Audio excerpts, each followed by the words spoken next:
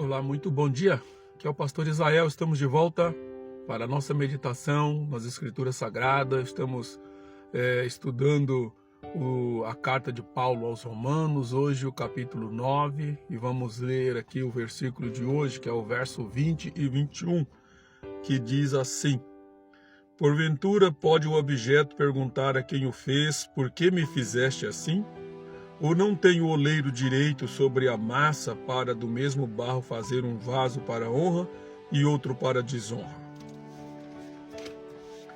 Bom, peço mais uma vez para você que compartilhe esse vídeo, curta, para que as plataformas entendam que é um vídeo relevante e possa assim divulgar, abrir para outras pessoas também. Bom, esse capítulo 9, ele é um capítulo assim bastante polêmico, né? Polêmico no sentido das pessoas terem visões diferentes a respeito dela, porque envolve aí a nação de Israel. Algumas linhas de pensamento teológico acreditam, né, que existe um plano especial para a nação de Israel ainda, que o plano de Deus ainda não terminou. E outros acreditam que não, que o plano que Deus tinha com Israel, ele terminou com Cristo morrendo na cruz, e que hoje o mundo ele não é mais dividido entre judeus e gentios, mas entre salvos e não salvos, tá? Eu particularmente fico com a segunda opção, de que a salvação hoje não depende de uma etnia, ela depende unicamente de crer em Jesus Cristo. Então, para mim, eu entendo que a nação de Israel hoje ela precisa tanto de Cristo como qualquer outra nação, e que não há nenhum plano, um projeto especial para eles também. E esse texto aqui é polêmico ainda, não só por causa disso, mas porque ele trata de um assunto que é bastante controverso ao falar de predestinação. E o primeiro ponto que a gente observa aqui, e eu venho sempre falando nele, né, que é sobre a soberania de Deus ao longo do tempo, né, e as pessoas entendem, né, compreendem em um certo ponto a soberania de Deus, que é ele fazer o que deseja, tá? Mas uma coisa é você acreditar nesse tema, acreditar nessa fala, e outra coisa é quando ela parte para a prática. E o capítulo 9 de Romanos, ele vai trazer uma prática séria a respeito dessa questão e vai colocar em xeque se você realmente crê na soberania de Deus ou não, de que ele faz o que deseja. O segundo ponto, então, nestes 2 versículos que eu li para vocês aqui, é o que trata da humildade e submissão. Humildade e submissão. Uma vez que eu creio que Deus é soberano sobre todas as coisas, até que ponto, né, eu sou submisso e humilde perante Deus? Eu creio que Deus sabe o que está fazendo, ou eu quero interferir em alguma coisa a respeito de Deus?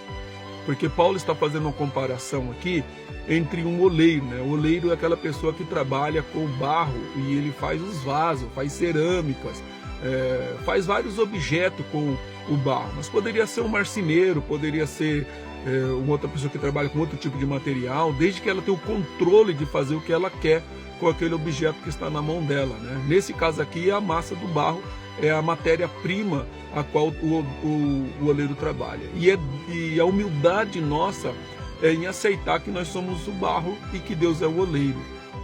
Um terceiro ponto, então, uma vez que eu creio que Deus é soberano e eu tenho humildade e submissão de aceitar que Ele, como oleiro, sabe o que está fazendo, esse texto vai falar da predestinação.